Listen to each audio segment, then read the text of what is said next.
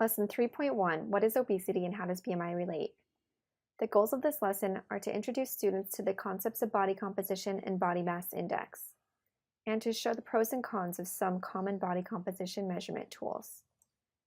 At the end of this lesson, students should be able to define and measure body composition, define obesity, and list some of the comorbidities of obesity.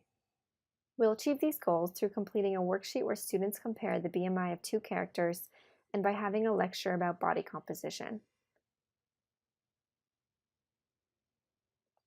To prepare for this lesson, you will need to review the key scientific concepts that will be presented throughout the lesson. They include the definition and measurement of body mass index, obesity, including diagnosis and comorbidities, body composition, including methods used to measure it, visceral versus subcutaneous fat, and how certain body types are associated with cardiovascular disease, disorders of fat storage, lipoma, and lipedema. You can review the scientific content and the background reading provided for you in the teacher primer, the teacher manual, and the student workbook. The teacher primer provides in-depth knowledge about the scientific content presented in this lesson. The teacher manual or lesson plan provides a minute-by-minute explanation of the lesson structure, including instructions on how to manage the discussion and activity. The student workbook provides additional explanation for the students. You will need to print out one activity worksheet and one homework worksheet per student.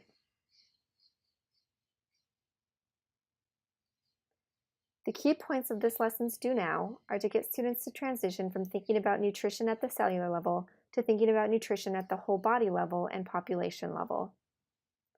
Obesity is diagnosed either using percent body fat or BMI, and obesity affects every system in the body.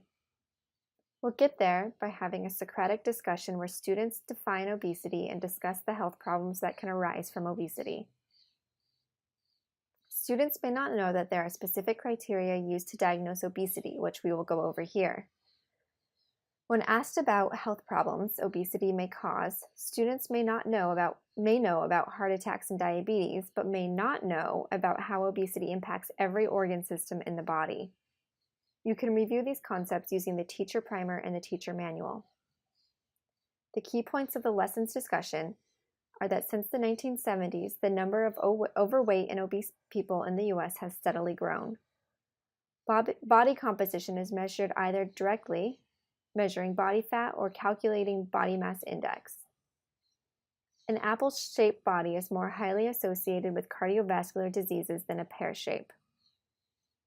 We'll get there by having students analyze graphs, watch a short video clip, and engage in a Socratic discussion. The graph on slide 5 shows the percentage of people in the U.S. that are overweight, broken down by age group. From 1971 to 2005, the percentage of people aged 30 or over that are overweight steadily grew, but by 2005, the trend looks to reverse, with the lines on the graph declining. We will learn on the next slide that unfortunately, the percentage of people that are overweight is decreasing because more of those people are now obese. The video clip shows the percentage of the population that is obese state by state from 1985 till 2010. You will see that new colors are added to the scale as the percent of obesity grows. After seeing that obesity is increasing in the U.S., you will have a short discussion with your class about how obesity is defined and how body composition is measured. This brings us to the activity about body mass index, or BMI. After you complete the activity, you will continue on a discussion about ways to directly measure body composition, body density in water, skin clamps, DEXA scans, which stands for dual energy X-ray absorptiometry, and bioelectrical impedance. You will walk students through each of these tools, including the benefits and drawbacks of each one. You can review the details about these methods in the teacher manual and the teacher primer. Now that we know how fat is measured and that a percent body fat can classify someone as overweight or obese, when it comes to health and disease risk, the question comes down to where the fat is being stored in the body. You can summarize this using the apple and pear body types. The apple-shaped person, who holds most of their fat in their belly and midsection, generally has more visceral fat, whereas the pear-shaped person has more subcutaneous fat. Fat surrounding the organs, called visceral fat, is more highly predictive of metabolic diseases than fat under the skin, called subcutaneous fat. When fat isn't stored normally, an adipose disorder may occur. Two of the common disorders are lipoma and lipedema. A lipoma is a benign growth made up of fat that is soft to the touch. It can occur all over the body and is harmless unless it presses against a nerve, causing discomfort. Lipedema is a disorder that almost always occurs in women. Fat is disproportionately stored in the legs so that a woman's upper body can be that of a normal weight while her legs store nearly all of her body's extra fat. This can be problematic if the fat blocks lymphatic fluid from traveling from the legs to the core, causing extra swelling. You can review the concepts presented throughout the discussion in the teacher manual, the teacher primer, and the student workbook.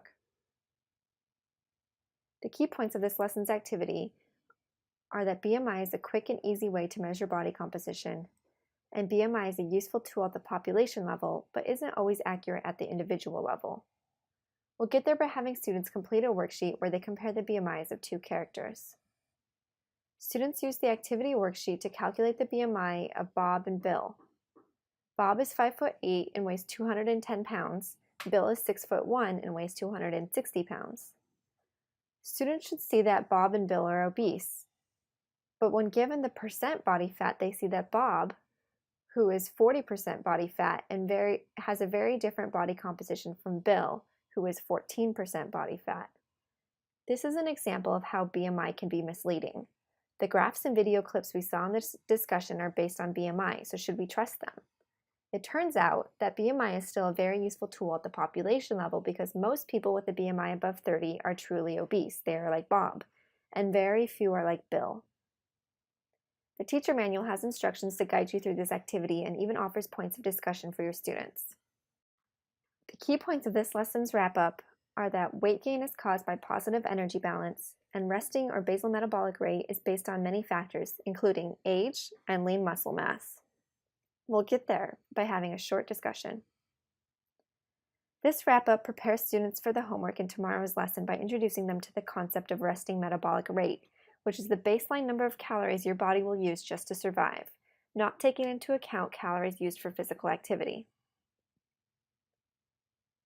The key points of this lesson's homework are that we use energy for many bodily functions besides physical activity, including breathing, maintaining muscles and bone, pumping blood, brain activity, and immune system function.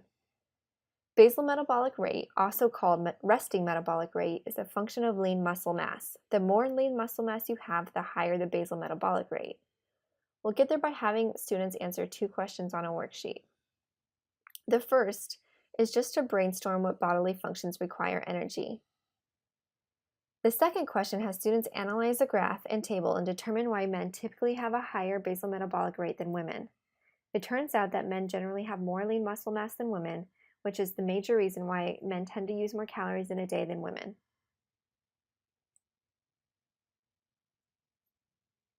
This is a pretty straightforward lesson, and students are often shocked and engaged when we learn about the obesity rates in the US.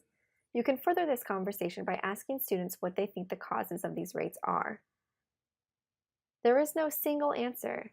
Many things are likely contributing to the obesity epidemic, including our work lives. We tend to sit at a computer all day, accessibility to cheap, high-calorie foods, lack of parks, sidewalks, and bike lanes, making us drive more often, and potentially codes in our genes called epigenetics.